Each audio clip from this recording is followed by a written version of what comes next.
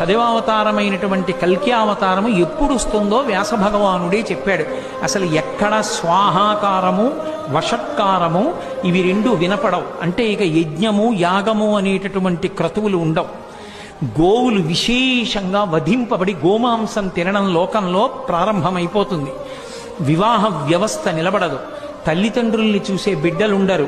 భర్తని గౌరవించే భార్య, భార్యని చూసే భర్త లోకంలో ఉండరు. పురుషుల యొక్క ఆయుర్దాయం 18 సంవత్సరములకే పూర్తయిపోతుంది.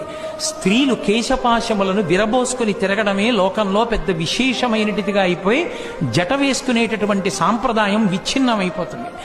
అయిపోయిన తరువాత లోకంలో పురుషులు 18 సంవత్సరాలకే మరణించడం ప్రారంభమైపోయి ఆయుర్దాయాలు క్షీణించిపోయిన తరువాత ఆ సమయంలో శంబళ అనేటటువంటి గ్రామంలో విష్ణుయశుడు అనబడేటటువంటి బ్రాహ్మణుని కడుపున కల్కి అన్న పేరుతో శ్రీ మహావిష్ణువు 10వ అవతారంగా వస్తారు.